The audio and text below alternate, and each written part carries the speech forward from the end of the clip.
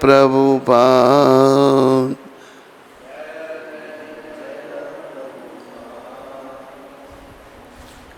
जय जय जय प्रभुपाद।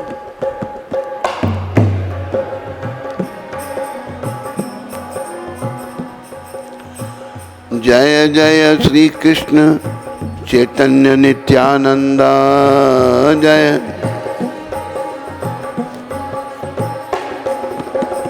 जय द्वैत चंद्र जय गौर भक्त वृंद।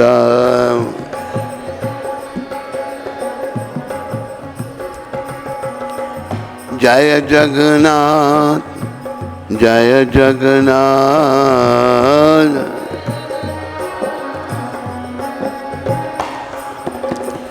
दीना बंधु जय जगन्नाथ।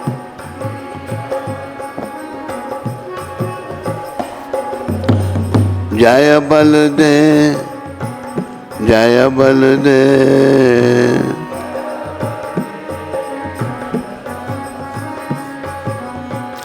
दया के सागर जय बलदेव।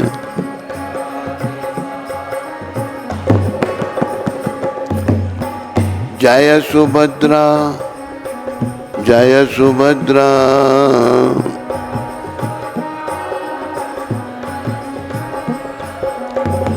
करुणामयी जय सुभद्रा।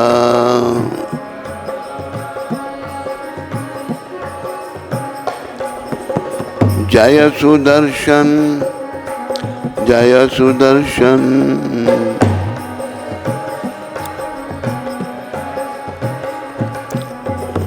भक्तों के रक्षक जय सुदर्शन।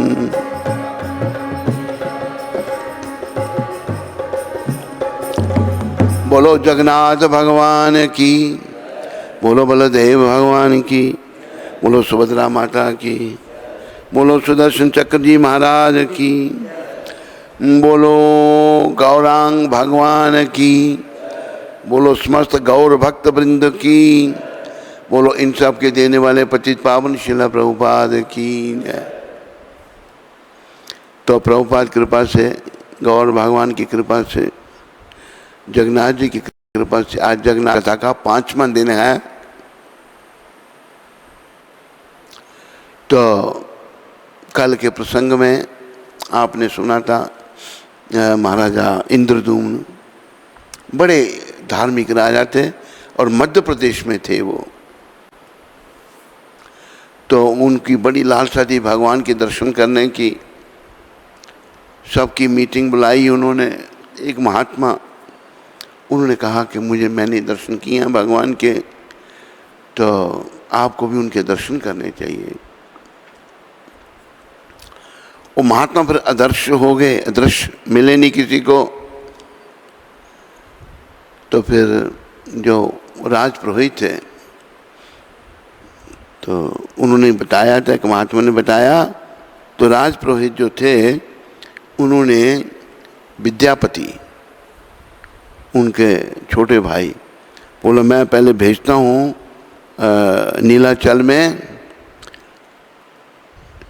राधा नील माधव को ढूंढने के लिए, वहाँ प्रबंध हो आपके ठहरने का, वहाँ आप जाएं। तो वही प्रसंग आज प्रारंभ हो रहा है। राजा ने अपने प्रधानमंत्री को बुलाया और उन्हें निर्देश दिया कि वे तुरंत पुरुषोत्तम क्षेत्र नामक स्थान की खोज आरंभ करें। प्रधानमंत्री ने अपने अन्य कर्मचारियों और सेनापतियों को बुलाकर उन्हें विभिन्न दिशाओं में जाकर श्री विग्रह को ढूंढने का आदेश दिया। आदेश देते हुए कहा बस श्री नील माधव को ढूंढने का प्रयास करो।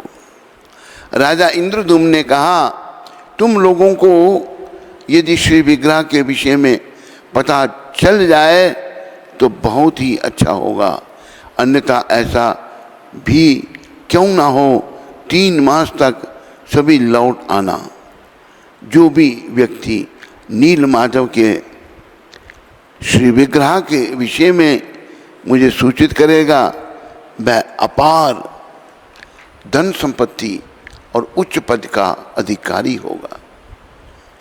राजा इंद्रद्युम्न के इस प्रकार के वचन सुनने के उपरांत सभी कर्मचारियों ने उत्साहित होकर विभिन्न दिशाओं में प्रस्थान किया।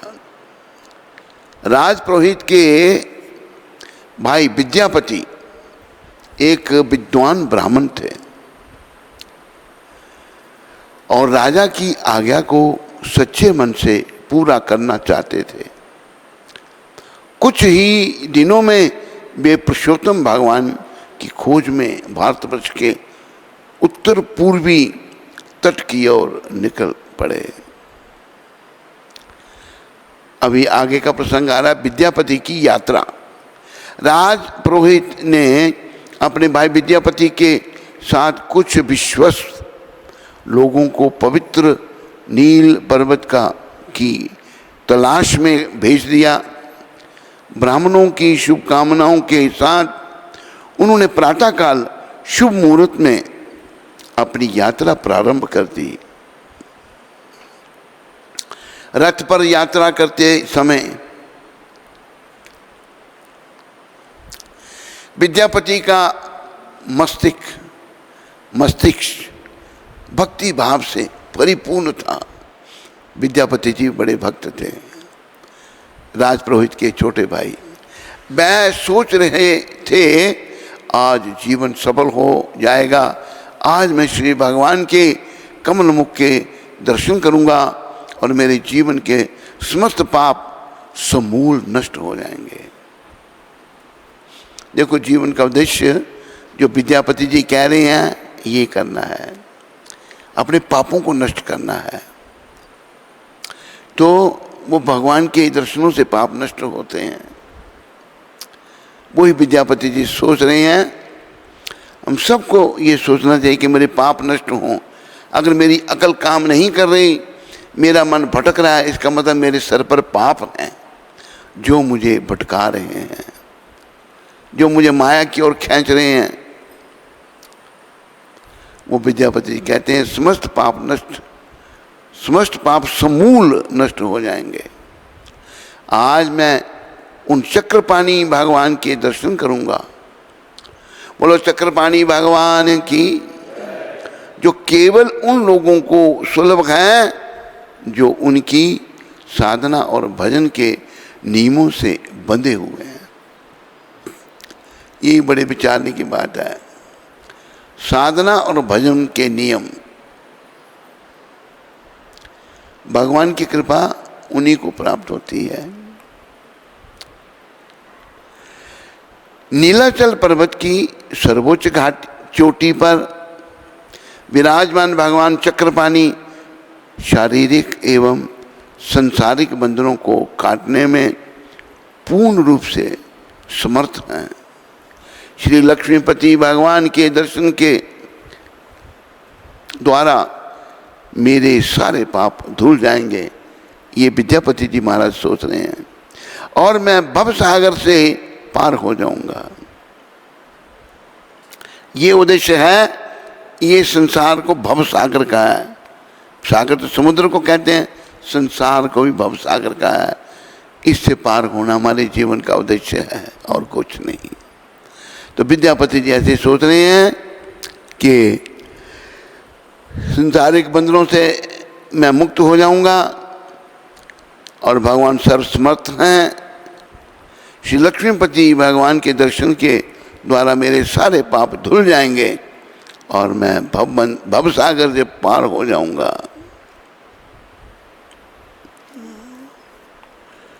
तो कहा है, पार करेंगे नैया रे बज कृष्ण कन्हैया, पार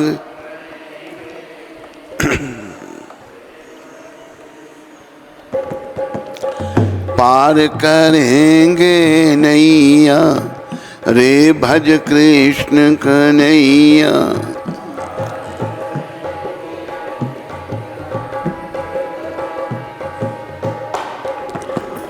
कृष्ण कन्हैया दाऊ जी को भैया।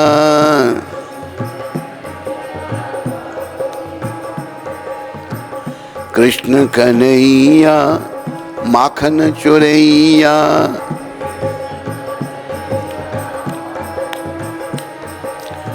कृष्ण कन्हैया गिरवर उठैया।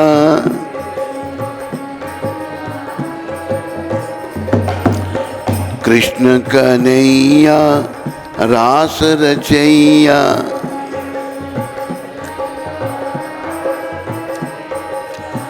पार करेंगे नैया रे बज कृष्ण कन्हैया।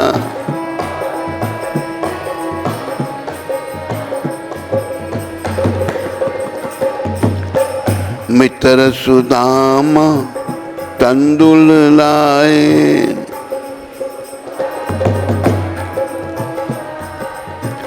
गले लगा प्रभु भोग लगाए।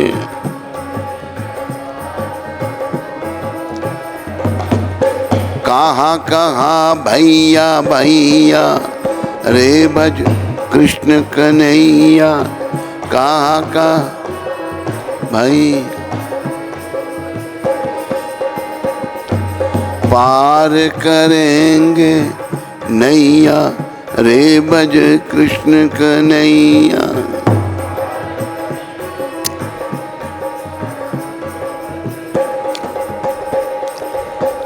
जो हमारी नैया को पार करेंगे वो भगवान कैसे हैं, उनका वर्णन यहाँ आ रहा है। अर्जुन का रथ रन में हांका।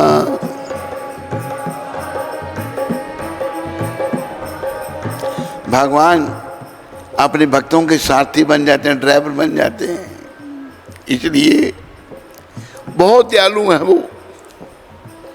हम मूर्ख लोग उस दयालु भगवान को छोड़कर क्या करते हैं, ठगनी माया के पीछे पड़ जाते हैं। जिसने कईयों को ठगा और हम भी उसमें पड़ जाते हैं, हम भी ठगाने जा रहे हैं।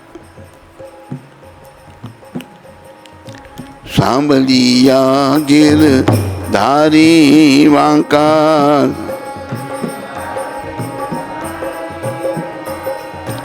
अर्जुन का रथ रन में हांका।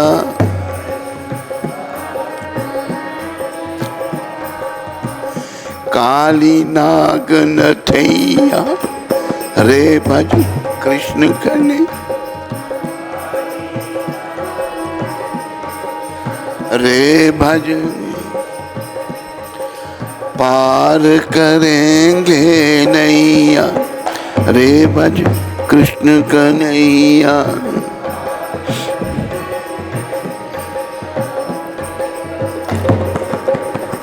यहाँ भगवान की कुछ दो चार लीलाओं का वर्णन है। भगवान अपने भक्त के सखा के सारथी बन के, ड्राइवर बन के, जिन्होंने गोवर्धन पर्वत इस उंगली पे उठाया था।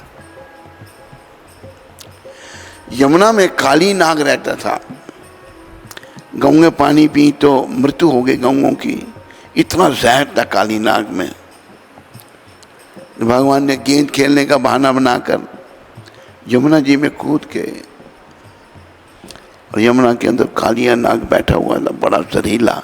अरे भगवान को कौन कुछ कर सकता है,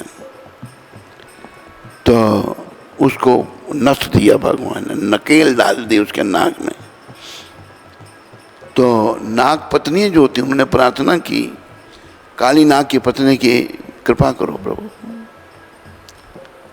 वो भी मंगलकारी हुई नाग पत्नी है। और भगवान जो हैं उस काली नाग को बोला तू यहाँ से निकल जा, यमुना से चला जा। कहते आज भी काली नाग है, कहीं वो फिजी में कहाँ बताया है। इसलिए संत कह रहे हैं जिन्होंने काली नाग को नटा था, रे भज कृष्ण कन्हैया पार करे नैया। रे भज कृष्ण कन्हैया पार कर।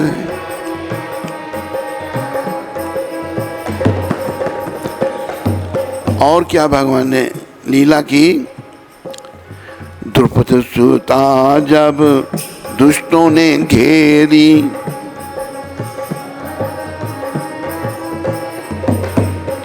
राखी लाज न कीनी देरी,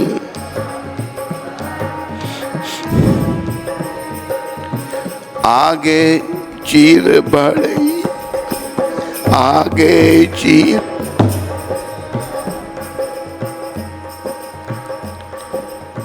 आगे चीर बढ़ैया, रे भज कृष्ण कन्हैया, आगे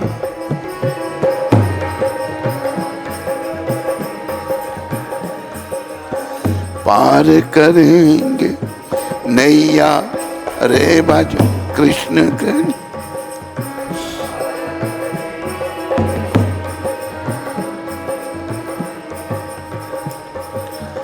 तो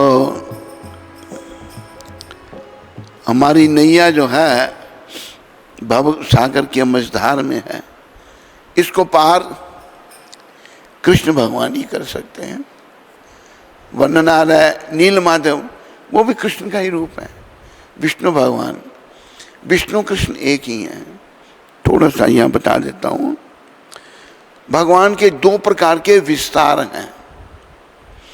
विस्तार मतलब एक्सपेंशन, जिसे अंग्रेजी में कहते हैं। एक विस्तार भगवान के होते स्वयं अंश, अपने विस्तार करते हैं। पहले जैसे बलदेव, वो भी भगवान के ही स्वरूप हैं। प्रद्युम्न, अनिरुद्ध, संकर्षण, जितनी विष्णु मूर्ति हैं सब भगवान के रूप हैं। ये जो भगवान के रूप हैं ये भगवान के ही समान है। ये सब मुक्तिदाता है। राम भी उन्हीं के रूप है, नृसिंह, भरा, कुर्मा, सब उनके ही विस्तार है भगवान के। एक विस्तार है स्वयं अंश, एक है भिन्नी अंश। याद रखो, हम भी भगवान के ही हैं, लेकिन हम एक ऐसे हैं, हम जीव संज्ञा में आ जाते हैं और हम पतित हो गए हैं अपने पद से। अपने पद से हम च्युत हो गए हैं, संसार में आ गिरे हैं। पुनः अपने पद को प्राप्त करना है।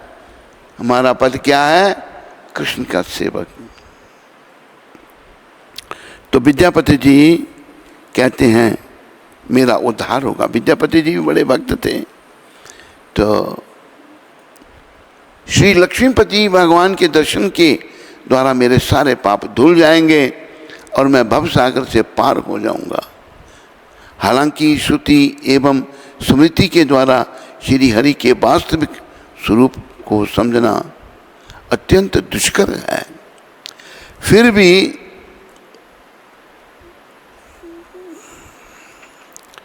उनकी अनुकंपा से मेरे समस्त सांसारिक बंधन नष्ट हो जाएंगे। ये विद्यापति जी महाराज सोच रहे हैं। भगवान को समझना बहुत कठिन है, बहुत कठिन है। लेकिन मैं नील माधव के दर्शन करके जो हैं उनकी अनुकंपा से मेरे समस्त सांसारिक बंधन नष्ट हो जाएंगे। मैं भगवान जगन्नाथ के उनके नीलगिरी में नील रूप में दर्शन करूंगा। जगत के नाथ कृष्ण हैं, वो ही नीलगिरी में नील रूप में विराजमान है। पवित्र नाम हृदय को, उनका पवित्र नाम हृदय के समस्त पाप तथा कलिमा को निर्मल बना देता है। मैं बिना संकोच तथा विलंब किए बिना परम पुरुष की शरण ले लूँगा। देखो, ये विद्यापति जी की सोच है, ये बड़ी दिव्य सोच है। ऐसी सोच हमारी भी होनी चाहिए। जब शबरी माता मन में थी तो संतों की सेवा लंबी बात है। वो भी सदा सोचते कब मेरे राम आएंगे। उनके गुरु मतंग देव जो बड़े महान थे, मतंग ऋषि, उन्होंने शबरी को नीच जाति का होते हुए भी शिष्य स्वीकार किया था और आशीर्वाद दिया था कि बेटी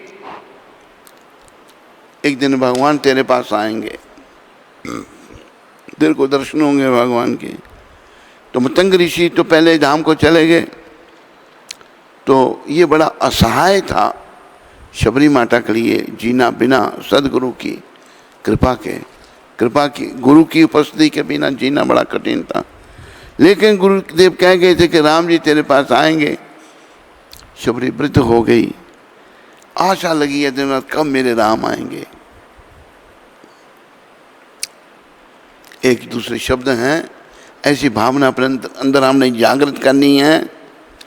मोरे आन मिलो भगवान, बहुत दिन बीत गए।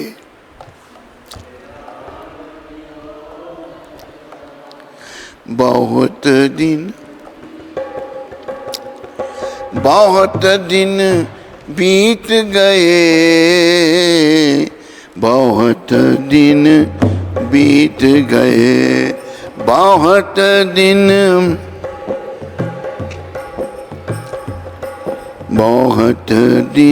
भी मोहे आन मिलो मेरे श्याम, बहुत दिन बीत मेरे श्याम, बहुत राधा की अखियों के तारे,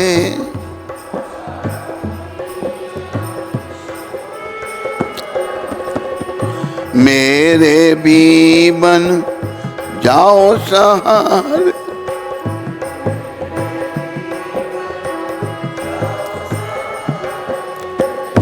भक्तों के सुख धाम, बहुत दिन बीत गए, धाम बहुत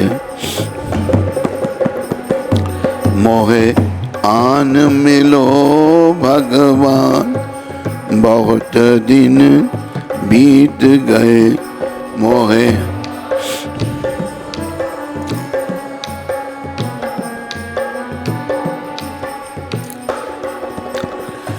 बंसी वाले बंसी बजा जा, बंसी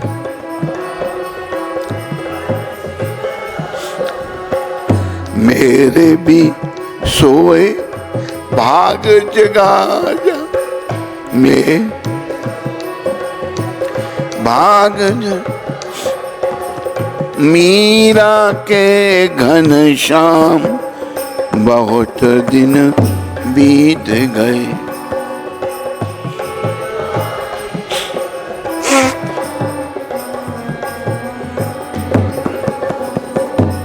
मोहे आन मिलो भगवान, बहुत दिन बीत गए।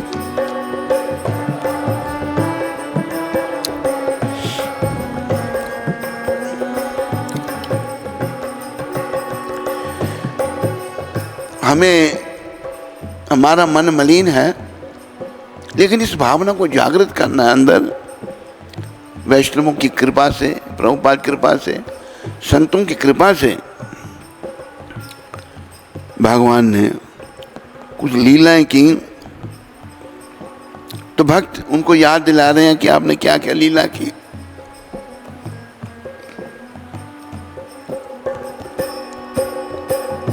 नरसी भगत की हुंडी तारी,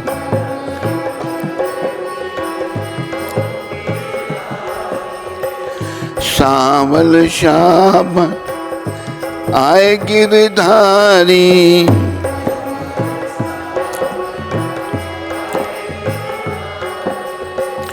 नरसी के भगवान, बहुत दिन बीत गए, नरसी के भगवान, बहुत मोहे आन मिलो भगवान, बहुत दिन बीत गए।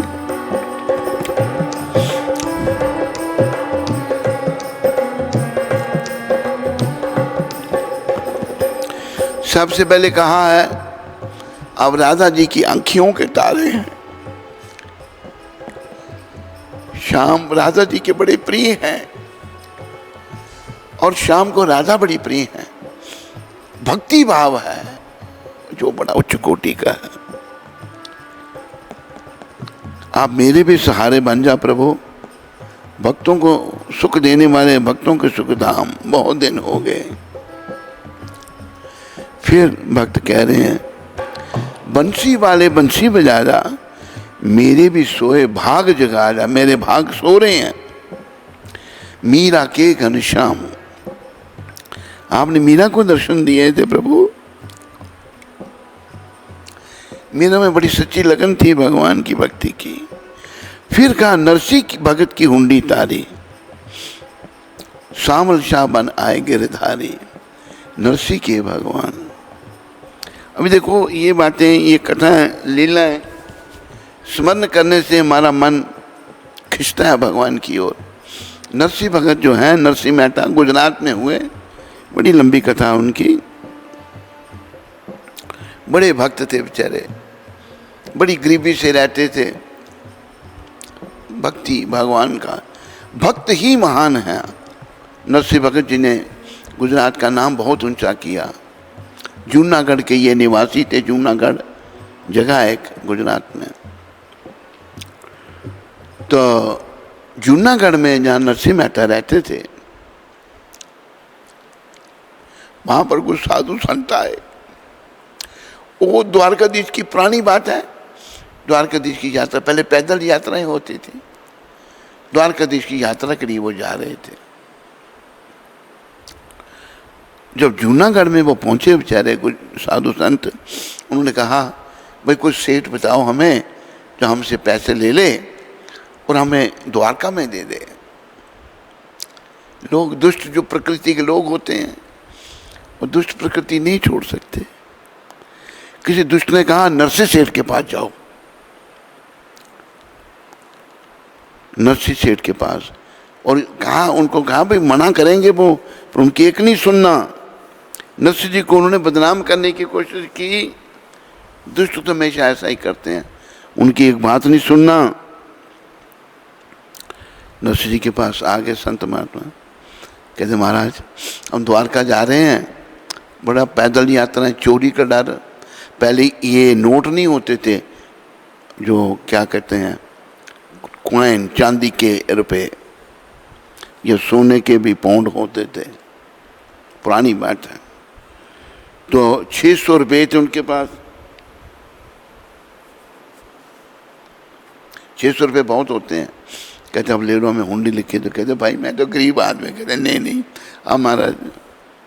नरसिंह महाराज सोचने लगे, मेरे द्वारकाधीश के दर्शन करने जा रहे हैं। अच्छा, हुंडी लिखी उन्होंने, सावल शाह। सावल मतलब जिनका रंग सांवला है, सावल शाह के नाम हुंडी लिख दी। और एक कथावाचक गुजराती हमने सुना, उसने बड़ी सुंदर ये कथा सुनाई। कहा, नरसिंह जी ने ये कहा, जब सेठ मिले आपको, रुपयों को नहीं गिनना, सेठ के दर्शन करना। अच्छा, हुंडी लिख के दे दी, 600 रुपया रख लिए, साधु संतों को खिला दी उन्होंने। नरसिंह मेहता जी ने भंडारा मंडूने करके सेवा में लगा दी। जब वो द्वारका में पहुंचे, कहीं सामल शाह कोई सेठ ही नहीं है, सामल शाह के नाम कोई सेठ नहीं है। बेचारे सारे दिन परेशान हुए, वो यात्री परेशान हुए कि धोखा हो गया हमारे साथ, अभी कैसे यात्रा होगी। घूम घाम का भगवान जो है ना, परीक्षा लेते हैं। ऐसे भगवान नहीं मिल जाते किसी को, प्रयास करना पड़ेगा। कलयुग में संतों की कृपा से बड़े सुगम है, लेकिन हमारे पाप इतने हैं हमारे सरों पर, वो हमें भगवान की ओर नहीं जाने देते, भगवान से हटा देते हैं। पाप मतलब हमको नरकों की ओर ले जाने के लिए तुले हुए हैं हमारे पाप। लेकिन अगर हम संतों की कृपा से भगवान की शरण में आ जाते हैं तो भगवत कृपा से सारे पाप धुल जाते हैं। जैसे विद्यापति जी महाराज कह रहे हैं, बैठ गए बेचारे पर, अभी मुश्किल क्या होगा, दुखी हो गए। वो 5-7 यात्री थे, ब्राह्मण, वो अपना संत महात्मा थे, वो उन जाकर उसे भंडारा करना था भावना। देखा भगवान ने, बेचारे परेशान हो गए। आगे भगवान ने एक सेठ का रूप धारण कर लिया। अभी ये नहीं कि मुकोर मोर मुकुट या ना, सेठ बन के, सामल शाह सेठ बनकर आ गए। भाई क्या बात, क्यों परेशान हुआ? कहते हमारे साथ धोखा हुआ। क्या धोखा हुआ? कि एक नरसी सेठ हमको किसी ने बताया, हम यात्री हैं, यहाँ द्वारकाधीश की यात्रा करने आए थे, और यहाँ कोई हमको इस नाम का कोई सेठ मिला ही नहीं। अच्छा, मैं ही तो हूँ वो सेठ। अच्छा आप हैं? हाँ। कि ये लो पैसे लाया हूँ मैं, 600 मोहरे भगवान डाल के ले आए थे, मोहरे जो भी रुपए थे। तो और भगवान ने उनको कहा कि आप जब वापस जाओगे, नरसिंह सेठ को बोल देना आप कि तुम्हारे बहुत पैसे हमारे पास पड़े हुए हैं, ये हुंडी लेके भेजता रहा करो हमारे नाम। वो बेचारे परेशान थे और भूख गिरने लगे। 600 पूरे हैं। एक ने कहा, भाई उसने कहा था नरसिंह सेठ ने, सेठ को देखना। सेठ को भगवान अदृश्य हो गए, कहाँ गए सेठ नहीं दिखे। तो ऐसे हैं हमारे भगवान। वही जहाँ लेखक लिख रहे हैं, नरसिंह भगत की हुंडी तारी, सामने शाह बन आए गिरिधारी।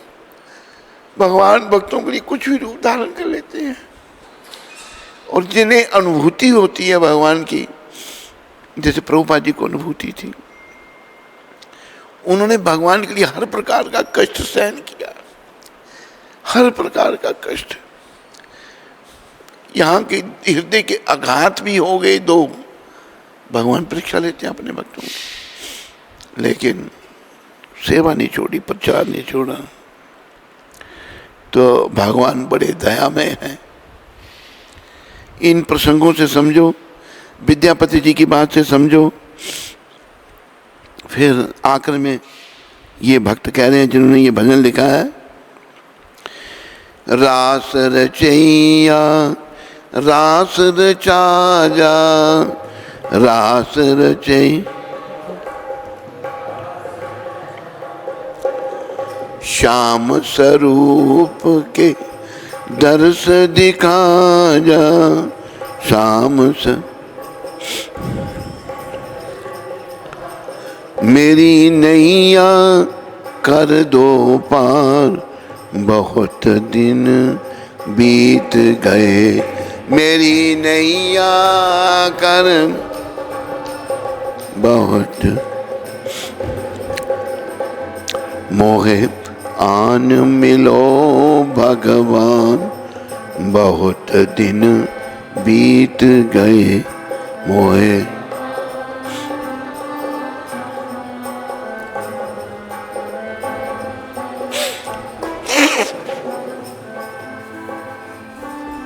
पता नहीं मेरे कितने जन्म हो चुके हैं,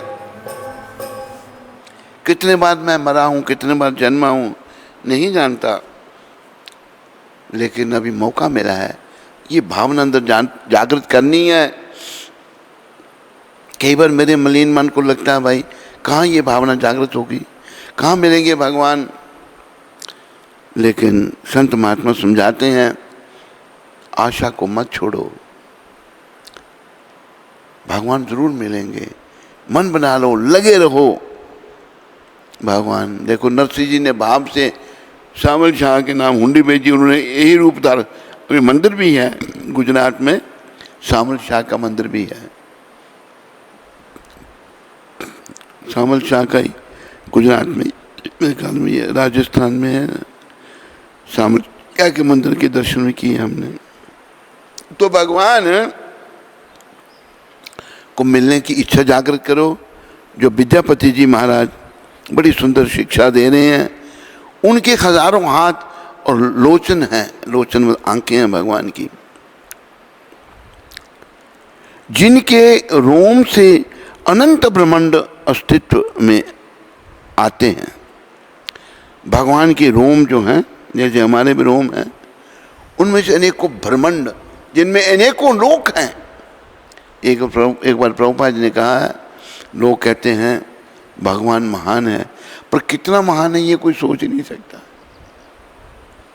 इस यहाँ वर्णन आ रहा है, भगवान के रोम कूपों से ब्रह्मांड निकलते हैं, एक एक ब्रह्मांड में अनेकों लोक हैं। ये भी जो संसार है ये भी भगवान के उससे प्रकट हुआ है, नश्वर है। ये एक शाश्वत सृष्टि है, एक नश्वर सृष्टि है। ये नश्वर सृष्टि है, शाश्वत सृष्टि वैकुंठ में है। तो हम वहाँ अपराधी बन गए भगवान के चरणों में, इसलिए नश्वर जगत में आ गए। अब इस संदेश ये है कि इस नश्वर संसार से, इस नश्वर तन से, नश्वर भोग विलास से मन को नहीं लगाना, मन को श्री कृष्ण के चरणों में लगाना है। वही कह रहे हैं, उनके हजारों हाथ, उनके हजारों आंखें हैं, जिनकी निश्वास से वैदिक श्लोक निस्तारित होते हैं। वे समस्त ब्रह्मांड के स्वामी हैं। विद्यापति का हृदय एवं मस्तिष्क भगवान के लिए प्रेम भाव से भर गया। अरे मैं कितना सौभाग्यशाली हूँ जो स्वयं अपने नेत्रों से समस्त ब्रह्मांड के सृजन करता श्री नारायण के दर्शन करूँगा। विद्यापति जी बहुत खुश हैं। ये हमें शिक्षा लेनी है विद्यापति जी से। अभी दर्शन हुए नहीं, पहले वो सोच रहे हैं, बड़ी प्रसन्नता का विषय है। अपनी समस्त इंद्रियों को नारायण के ध्यान में लगाए हुए विद्यापति और उनके सहचरों ने एक लंबी दूरी तय कर ली, बड़ी लंबी यात्रा कर ली।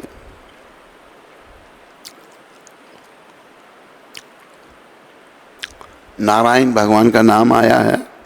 एक दो लाइन सुना देता हूँ। ये नारद जी महाराज कहते हैं, भज मन नारायण नारायण, भज मन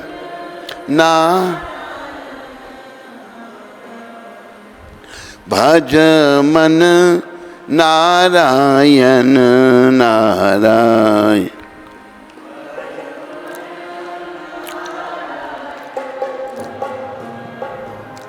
हे मन, तू नारायण का भजन कर रहा है।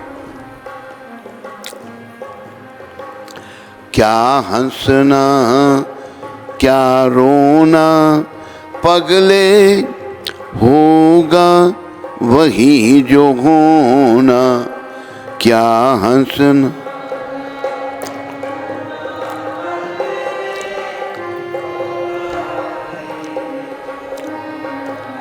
भज मन नारायण नारायण।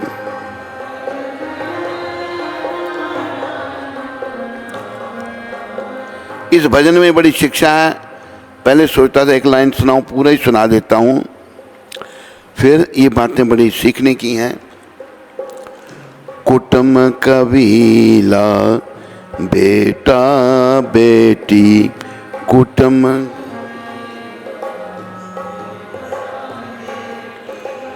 सब अपने कर्मों की खेती, सब अपने मीठा फल कर जग में प्राणी, मीठा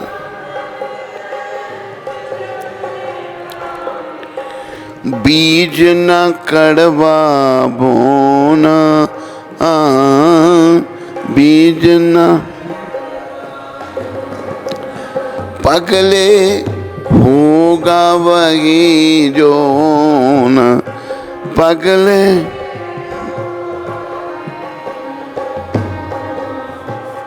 भज मन नारायण नारायण।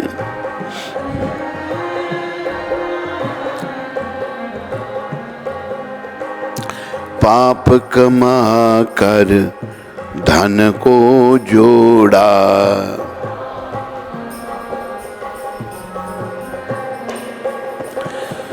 मैं का अभिमान न छोड़ा।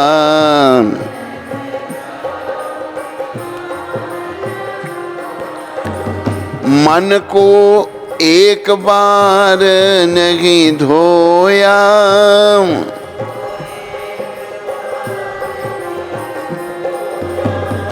तन का फिर क्या धोना।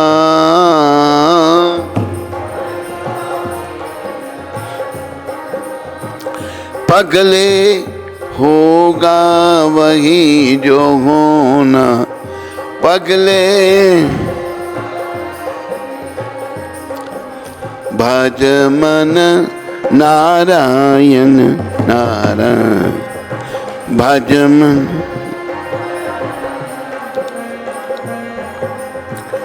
खूंटी नल का हार निगल गई। खूंटी न हरिश्चंद्र की प्रभुता मिट गई। हरि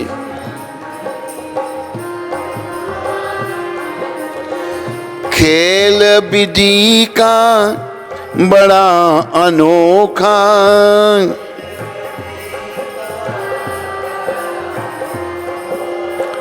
मानव बना खिलौना।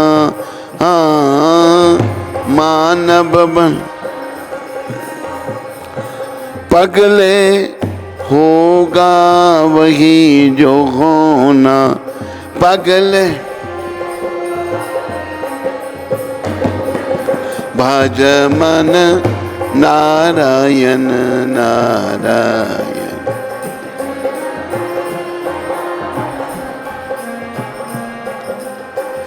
भज मन नारायण नारायण।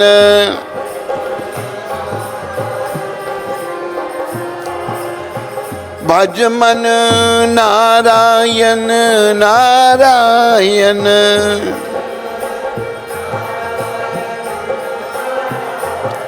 नारायण नारायण नारायण नारायण नारायण नारायण नारायण नारायण नारायण नारायण। बोलो लक्ष्मी नारायण भगवान की। हमारे नारद जी महाराज नारायण के भक्त हैं। सदा नारायण का वो नाम लेते हैं। बस बड़ी सुंदर शिक्षा है। तू दुखी होता मेरी बेटी ठीक नहीं, मेरा बेटा ठीक नहीं। इति कुटुंब कमीला बेटा बेटी सब अपने कर्मों की खेती। तेरे कर्मों की खेती है। बच्चों को तूने संस्कार तो कोई दिए नहीं, अब उल्टे सीधे काम कर रहे हैं। लड़की कहीं भाग रही है, लड़का कहीं भाग रहा है। लड़का कहता मैंने ये करना, लड़की कहते हैं तेरे कर्मों की खेती है भाई। मीठा फल कर जग में प्राणी, बीज ना कड़वा बोना। मतलब भगवान की भक्ति एक मीठा फल की तरह है। तू उसमें कड़वा बीज बो रहा है। ऐसा मत कर। ऐसा करने से तेरा कल्याण नहीं होगा। पगले होगा वही जो हम मतलब कहते हैं ना कि क्या शब्द हैं वो, रेख में मेख मार देते हैं। बस गलत काम करेंगे तो कुछ गलत मत कर, तू बस भजन कर भगवान का।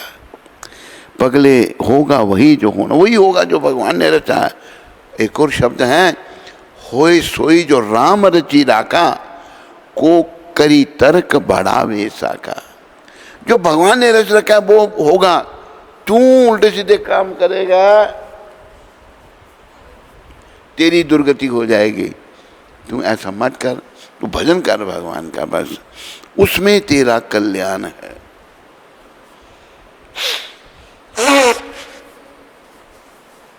फिर आगे कह रहे हैं लेखक, खूंटी नल का हार निकल गई। बड़ा कीमती हार खूंटी में टंगा हुआ था, गायब हो गया। खूंटी निकल गई, खूंटी नल का हार निकल गई, खूंटी निकल गई। कैसे? हरिश्चंद्र की प्रभुता मिट गई। हरिश्चंद्र बहुत बड़े राजा हुए, बड़े धर्मात्मा थे, बड़े महान थे, उनकी सारी प्रभुता खत्म हो गई। इतनी परीक्षा उनकी, वो पास हो गए परीक्षा में। बड़ा कष्ट उठाया महाराजा हरिश्चंद्र ने, बहुत कष्ट उठाया। ये कहा है ना वो, धीरज धर्म मित्र अरुनारी।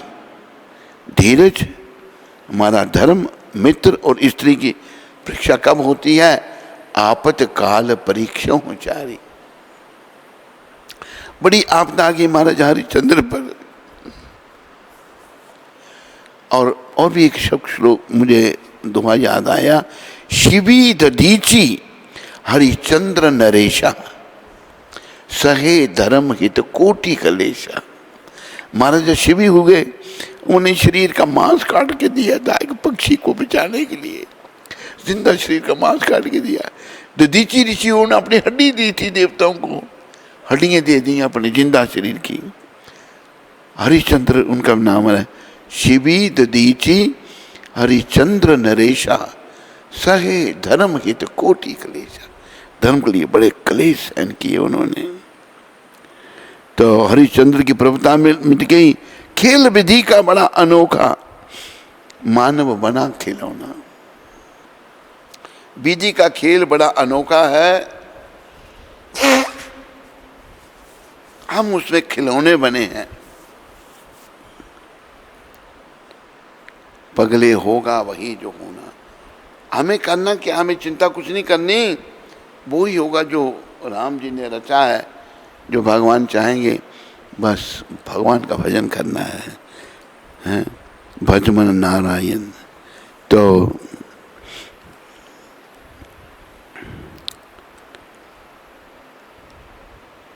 विद्यापति महाराज अपनी समस्त इंद्रियों को नारायण के ध्यान में लगाए हुए विद्यापति और उनके सहचरों ने एक लंबी दूरी तय कर ली थी। फिर भी उनको थोड़ी सी भी थकान ना का अनुभव नहीं हुआ। बस इच्छा भगवान के भी दर्शन करने हैं, कोई थके नहीं। देखो ये भी एक चमत्कार होता है, ध्यान रखो इस बात का, ये भी सीखने की बात है। थकान नहीं हुई उनको कुछ भी, क्योंकि मन में है भगवान को मिलना है।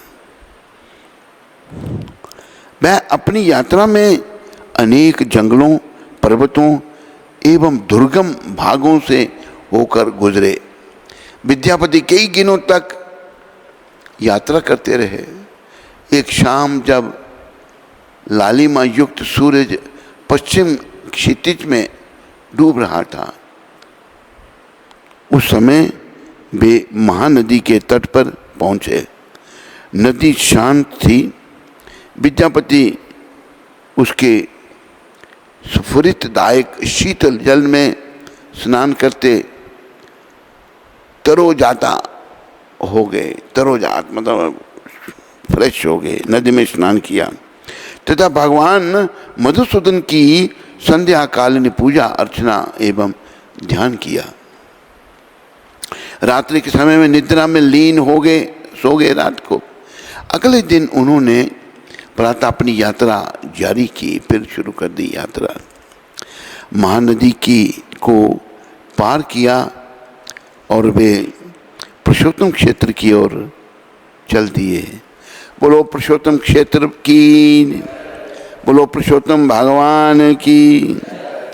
चल दिए। जैसे जैसे दिन बीत रहे थे, भगवान के दर्शन की उनकी अभिलाषा उत्कट होती रही थी। ये भावना ये मन में लाओ सब। दिन बीते के कैसे कब दर्शन होंगे भगवान के। उनके मन में रह रह कर उस भ्रमणकारी साधु तीर्थ यात्री के शब्द गूंज रहे थे। साधु थे ना भ्रमणकारी, फिर वो लुप्त हो गए, उन्होंने किसी को दिखे ही नहीं। उनके भ्रमणकारी जो भ्रमण कर रहे थे, साधु तीर्थ यात्री के शब्द गूंज रहे थे। विद्यापति की प्रत्येक सांस गोविंद भगवान के यश का गुणगान कर रही थी, प्रत्येक सांस। भजो रे मन गोविंदा नटवर नागर नंदा, भजो रे मन।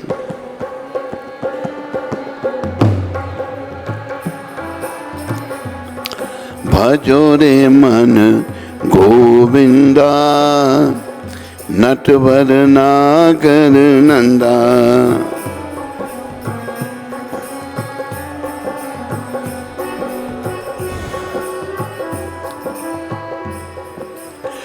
सब देवन में कृष्ण बड़े हैं,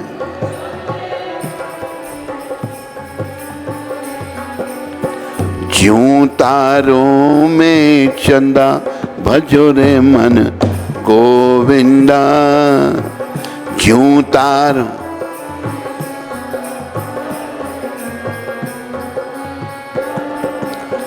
नटवर नागर नंदा, भजो रे मन गोविंदा।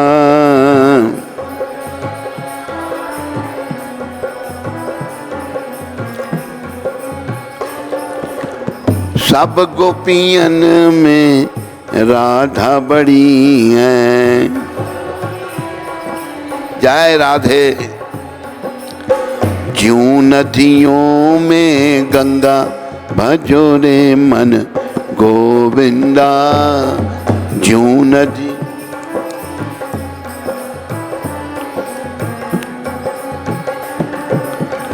परम पिता को भूल के मूर्ख,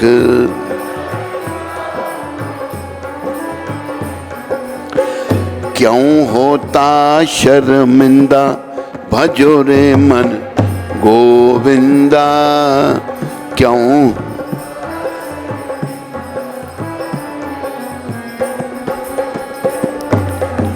हरदम भजन उसी का करना,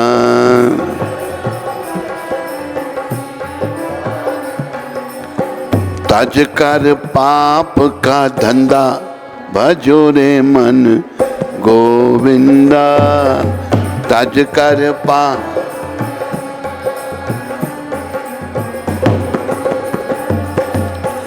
जिसने कृष्ण नाम नहीं गाया,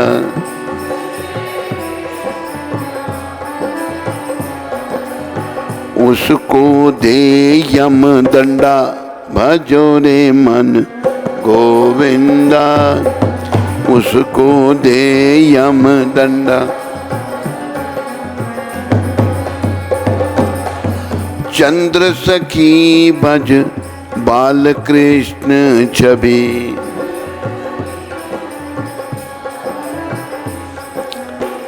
कट जाए यम फंदा, कट जाए भजो रे मन गोविंदा। नटवर नागर नंदा, भजो रे।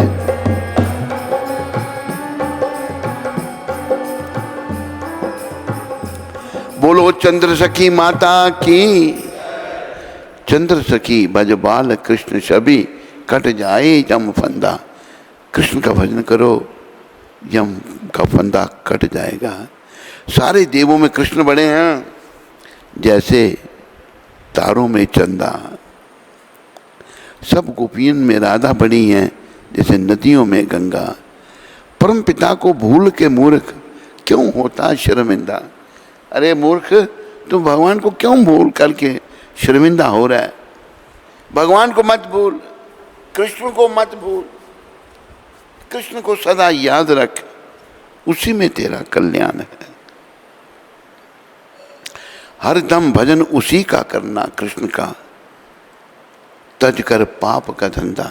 जब पाप का धंधा हम करेंगे ना, तो भाई बंधन में पड़ जाएंगे। पाप छोड़कर भगवान का भजन करना है। जिसने कृष्ण नाम नहीं गाया, उसको दे यम दंडा। यमदूत उसको दंडित करते हैं, क्योंकि कृष्ण हमारे पिता हैं, हम उनकी संतान हैं। हमारा कर्तव्य कृष्ण की आज्ञा में रहना, पिता की आज्ञा में रहना पुत्र का काम है। हम सभी कृष्ण के पुत्र पुत्री हैं। बोलो चंद्र सखी माता की जय। तो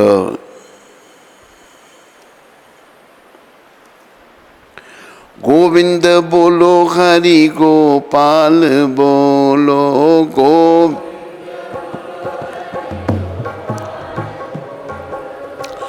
गोविंद बोलो, गोपाल बोलो, राधा रमन हरि गोविंद बोलो।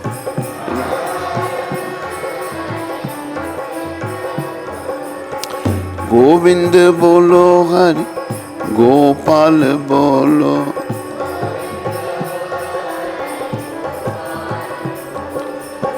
आओ मेरे प्राण तरस रहे नैना,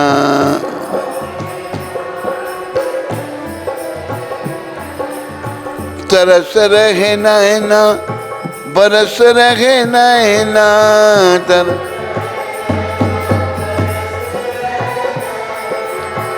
मदन गोपाल बोलो, राधे कृष्ण।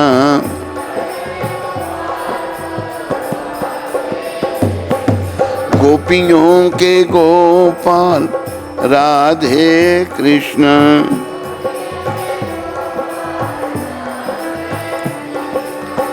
राधे कृष्ण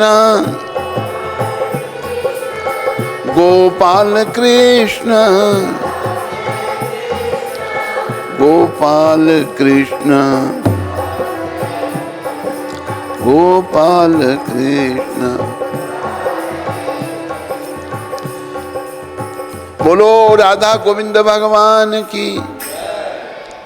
तो विद्यापति जी की प्रत्येक सांस गोविंद भगवान के यश का गुणगान कर रही है। भुवनेश्वर की ओर जाते समय विद्यापति के मार्ग में एक सघन जंगल आया। हरी भरी पत्तियों और शाखाओं की घनी जालियों के बीच से छनकर अति सूर्य की चमचमाती किरणें रंगों का एक मनोहारी ताना बाना बुन रही थी, जिसे देखकर उनका मन मुग्ध हो गया। पवित्र तीर्थस्थान श्री क्षेत्र में प्रवेश करने पर विद्यापति ने श्रद्धापूर्वक भगवान विष्णु को नमन किया। उनके उस पवित्र धरती की मिट्टी को आदरपूर्वक अपने शरीर पर लगाया। कितनी भावना है। यह भगवान नीलमाधव मिट्टी को शरीर पर लगाया उन्होंने, और नीलगिरी नामक नीले पर्वत की दिशा में अपनी यात्रा जारी रखी। क्योंकि ये सब बातें हैं वो जो साधु यात्री थे उन्होंने बताई थी, पर्यटनकारी यात्री ने। वह इक्रमा कानन, वर्तमान भुवनेश्वर, इक्रमा कानन पहले इसका नाम था, इक्रमा कानन वर्तमान भुवनेश्वर पहुंच गए। अंततः उन्होंने नीलाचल पर्वत के शिखर को देखा, पर्वत के शिखर को देखा। उनका हृदय उत्तेजना से धड़कने लगा। उनको ठीक वैसा ही दृश्य दिखाई दिया जैसा कि तीर्थ यात्री वर्णन कर चुका था। बोलो तीर्थ यात्री जी महाराज की। तीर्थ यात्री को भगवान के स्वरूप थे। वो राजा की इच्छा पूरी करने के लिए वो आए थे कि कहाँ भगवान विराजमान है, क्योंकि इंद्रद्युम्न महाराज में बड़ी इच्छा थी दर्शन करने की। उन्होंने समस्त पापों को नष्ट करने वाले कल्प वट को पहचान लिया।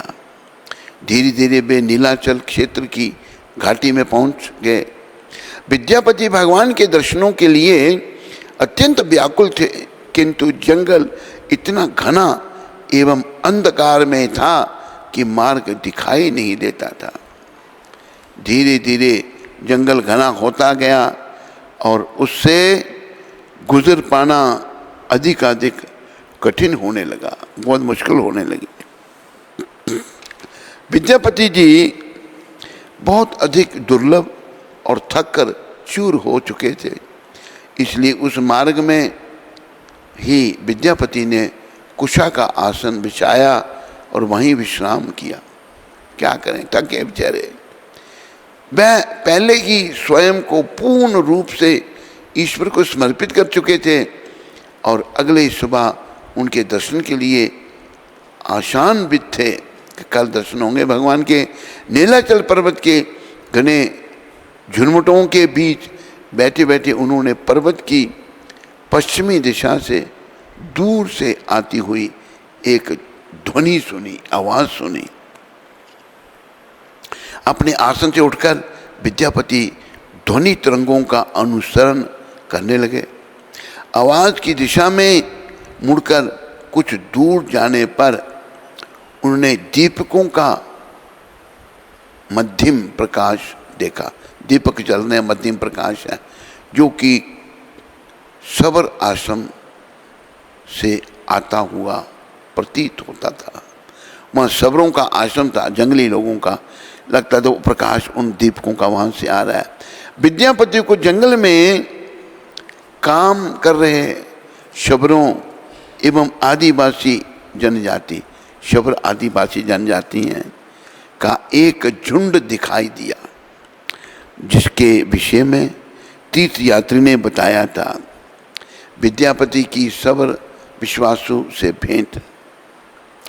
अपनी भावनाओं पर काबू पाते हुए उन्होंने शबर वैष्णवों की एक सभा को देखकर उन्हें प्रणाम किया। विद्यापति को देखते ही वे लोग समझ गए यह ब्राह्मण बहुत लंबी यात्रा करके आ रहा है। क्योंकि संध्या होल चली थी, इसलिए विद्यापति ने उसी गांव में विश्राम करने का निश्चय कर लिया। वहाँ के निवासियों से पूछा, मैं आज रात यहाँ विश्राम करना चाहता हूँ, क्या मुझे यहाँ रहने के लिए कोई उपयुक्त स्थान मिल सकता है?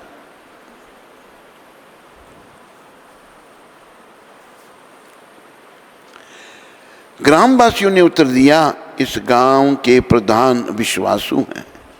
सबरों के जो प्रधान थे विश्वावसु हैं। वे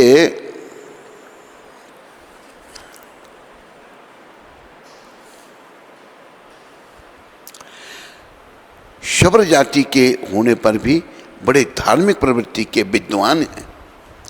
जंगली लोग होने पर भी वो विद्वान हैं, विनम्र और उदार चरित्र के व्यक्ति हैं। बाकी लोग ये उनको कह रहे हैं जंगली लोग।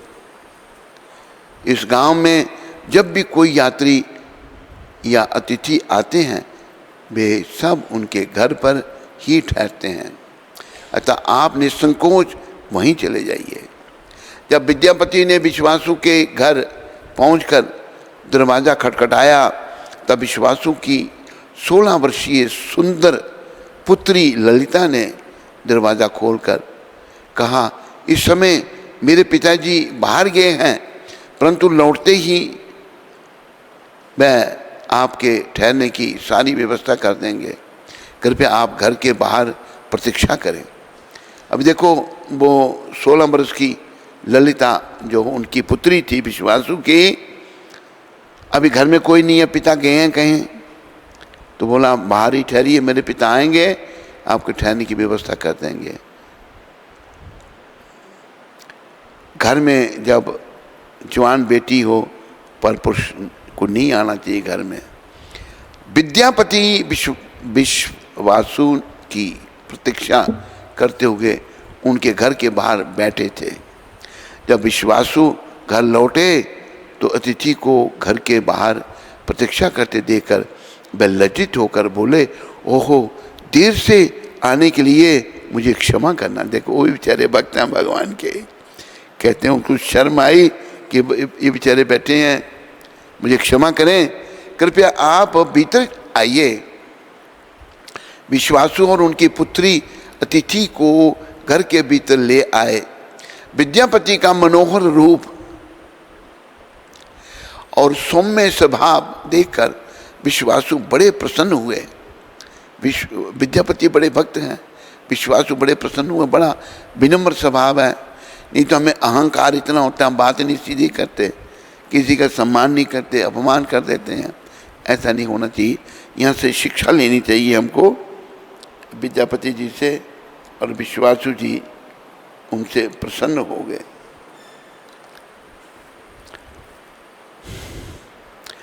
और उन्होंने विद्यापति को कहा, यदि आप चाहें तो यहाँ कुछ दिन ठहर सकते हैं। तब विश्वासु ने ललिता से कहा, इन ब्राह्मण का आदर सत्कार करो तथा इनकी खाने पीने की और अन्य आवश्यकताओं का ध्यान रखो। बेटी को कहा, ललिता माता को, इन्हें यहाँ किसी वस्तु का अभाव नहीं होना चाहिए। विद्यापति ने वहाँ भोजन के उपरांत विश्राम किया।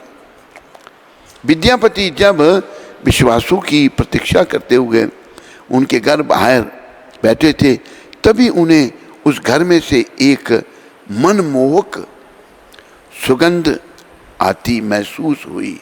सुगंध आ रही है बड़ी सुंदर, और विशेषता विश्वासु के घर लौटने पर वह सुगंध और भी अधिक बढ़ गई थी। इस पर विद्यापति मन ही मन विचार करने लगे, यह मनमोहक सुगंध कहाँ से आ रही है? मैंने अपने संपूर्ण जीवन में ऐसी मधुर गंध का कभी अनुभव नहीं किया। मुझे यहाँ कुछ दिन ठहरना चाहिए। संभवतः मुझे नील माधव के विषय में कुछ ज्ञान हो जाएगा। सुगंध कहाँ से आ रही थी वो आगे वर्णन आएगा। यह सोचकर वह कुछ दिन ठहर गए। विद्यापति प्रतिदिन बाहर जाते और आसपास के विभिन्न स्थानों पर नील माधव को ढूंढने लगे। कुछ समय में ललिता की उनके प्रति प्रीति हो गई। ललिता माता जो हैं विश्वासु बड़े अच्छे थे, उनकी उनसे प्रेम हो गया। विद्यापति की भी उससे घनिष्ठता बढ़ने लगी। ललिता भी एक भक्त की बेटी थी, चाहे वो जंगली लोग थे तो उनकी घनिष्ठता बढ़ने लगी, और धीरे धीरे उन दोनों की घनिष्ठता प्रेम में परिणत हो गई। ललिता के प्रति अत्यंत प्रेम होने के कारण विवाहित होने पर भी विद्यापति ने विश्वासु से ललिता के साथ विवाह की अनुमति मांगी। विश्वासु इस विवाह के लिए सहमत हो गए और उन्होंने उसी गांव में उन दोनों का विवाह कर दिया। विश्वासु प्रतिदिन बाहर जाते थे। संध्या काल में लौटने पर भी वे प्रसन्नचित्त दिखते और उनके देह से एक अद्भुत सुगंध आती थी। एक दिन विद्यापति ने एकांत में ललिता से कहा, हे प्रिय, अब तुम मेरी पत्नी हो और मुझे तुम पर पूर्ण विश्वास है। क्या तुम मुझे बता सकती हो कि तुम्हारे पिताजी प्रतिदिन पूजा करने कहाँ जाते हैं और यह विचित्र सुगंध कहाँ से आती है? ललिता ने उत्तर दिया, मैं नहीं बता सकती। मेरे पिताजी की आज्ञा है कि यह रहस्य किसी को भी नहीं बताऊं। यह अत्यंत गोपनीय है। विद्यापति ने कहा, क्या तुम मुझे भी नहीं बता सकती? तुम मेरी अर्धांगिनी हो, मुझसे अभिन्न हो, मैं तुम्हारा पति हूँ, इस कारण हमारे बीच कोई गोपनीय रहस्य नहीं होना चाहिए। ललिता ने कहा, आप मुझे वचन दीजिए कि इस रहस्य को किसी के सामने प्रकट नहीं करेंगे। विद्यापति ने उत्तर दिया, पत्नी को इस प्रकार पति पर संदेह नहीं करना चाहिए।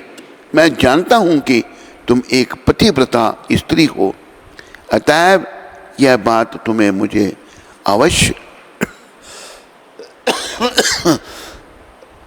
बतलानी चाहिए।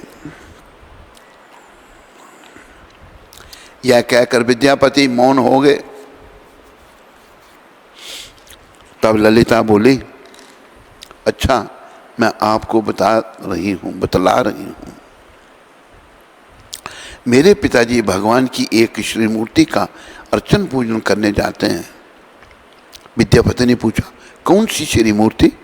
ललिता ने कहा, मैंने अपने पिताजी को इस रहस्य को प्रकट ना करने का वचन दिया था, परंतु आप मेरे पति हैं, इसलिए मैं आपको बतला रही हूँ।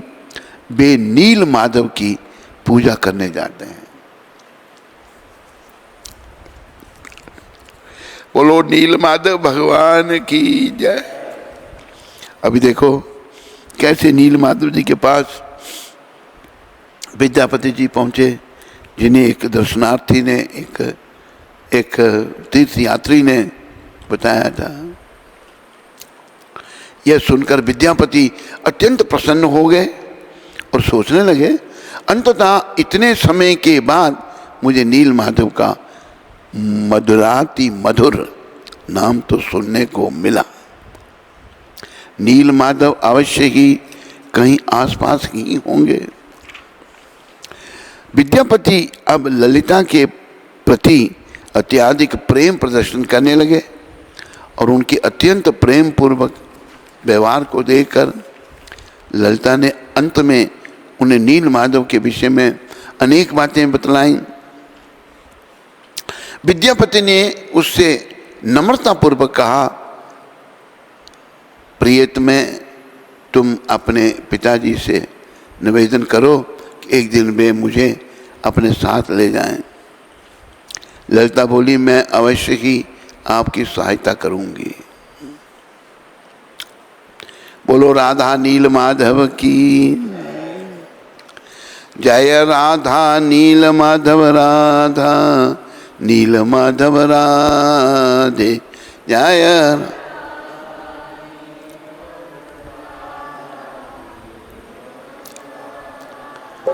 जय राधा नील माधव राधा नील माधव राधे।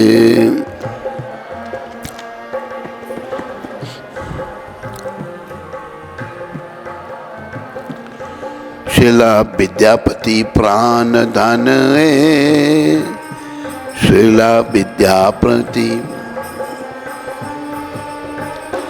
जय। राधा नील माधव राधा नील माधव राधे।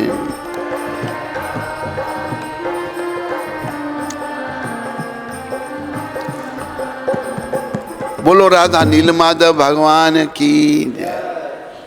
तो देखो कितनी कठिनाई से, सच्ची लगन थी विद्यापति जी को, पुराना समय था, कैसे बेचारे वो आए जंगल में भटकते हुए, कैसे लगन थी भगवान को मिलने की। इसी प्रकार विद्यापति जी की कृपा से हम भी अपने अंदर ये लगन जागृत करें कि प्रभु मुझे भी मिलना है, दर्शन करने हैं आपके। लगन होगी, उत्साह होगा तो रास्ता मिल जाएगा, रास्ता धीरे धीरे खुलता जाएगा और हम भक्ति में आगे बढ़ते जाएंगे।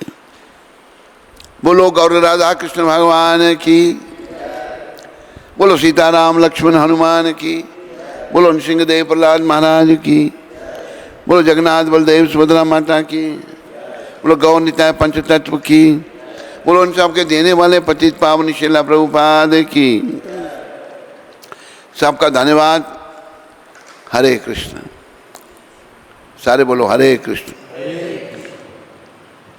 आशीष शर्मा जी दिल्ली से, पूज्य गुरुदेव महाराज आपको कोटि कोटि नमन। शिला प्रभुपाद जी की जय। गुरु महाराज जी एक प्रश्न है, मैं बहुत अकेला फील करता हूँ और बहुत डर लगता है। मैं 16 माला भी करता हूँ, मैं क्या करूँ? आशीष जी शादीशुदा है या कुंवारे हैं? शादीशुदा नहीं है। आशीष शर्मा जी देखो, आपने भक्ति में लगे रहना है। अभी शुद्धि नहीं हुई पर आपने शुद्धि को अपना लिया है। हो सके तो जल्दी प्रगति करने के लिए जप अपना बढ़ाइए। जप जो है जितना बढ़ा सकेंगे और जितने भाव और प्रेम से करेंगे उतनी फिर शुद्धि थोड़ी जल्दी हो जाएगी। अब ये जो अवस्था डर लगता है तो ये मन में भी अशुद्धि है, पर आप जब कर रहे हैं लगे रहिए, नियमों का पालन कीजिए। ये बताइए कि आप गृहस्थी हैं या ब्रह्मचारी हैं, फिर और कुछ हम आपको बता सकते हैं। धन्यवाद आशीष शर्मा जी आपका। राजेंद्र सिंह जी सिरसा हरियाणा से। हैं? राजेंद्र सिंह सिरसा हरियाणा से। हरे कृष्ण महाराज जी, दंडवत प्रणाम। महाराज जी, मैं नित्य आपके प्रवचन सुनता हूँ। भागवतम के सप्तम स्कंद में वर्णन आया है कि गणेश आदि वैकुंठ देवों की पूजा किए बिना विग्रह पूजन करना एक अपराध है। क्या मतलब क्या कह रहे हैं वो? श्रीमद् भागवतम के सप्तम स्कंद में वर्णन आया है कि गणेश आदि वैकुंठ देवों की पूजा किए बिना विग्रह पूजन करना एक अपराध है। अच्छा, पहले मैं समझा नहीं था। पहले मैं तो मेरा प्रश्न है कि भगवान तो पूर्ण है, तो फिर हमें देवताओं को क्यों पूजना चाहिए? देखो, ऐसा है कि ये देवी देवता जो हैं ये भगवान के पार्षद हैं। राजेंद्र सिंह जी, इनकी सहायता ले सकते हो आप। अब जैसे गोपियों ने माता कात्यायनी का सहयोग लिया है, माता हमें कृष्ण भगवान से मिला दो, आप इनका सहयोग ले सकते हैं। प्रायः हम देवी देवताओं के पास जाते हैं अपने स्वार्थ पूर्ति के लिए, धन देने के लिए, पर आप देवी देवताओं से सहयोग लो, इसमें कोई दोष नहीं है। पर भौतिक इच्छाओं के लिए, भौतिक इच्छाओं की पूर्ति के लिए देवी देवताओं के पास नहीं जाना, वो गलत है। गायत्री सोनी माता हैं? गायत्री सोनी नागपुर से। गायत्री सोनी माता। हरे कृष्ण महाराज जी, दंडवत प्रणाम। महाराज जी, मेरे घर में पुत्र हुआ है। हैं? मेरे घर में पुत्र हुआ है, तो कृपया उसका नामकरण कर दीजिए। कोई नाम शब्द बताए? ए से है अक्षर।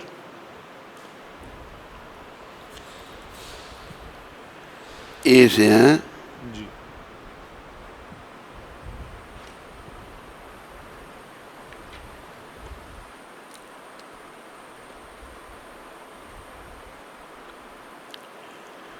गायत्री सोनी माता,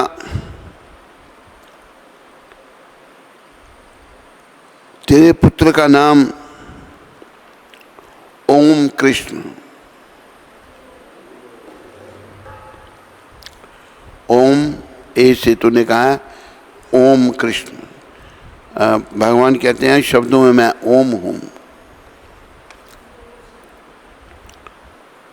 ओम कृष्णदास।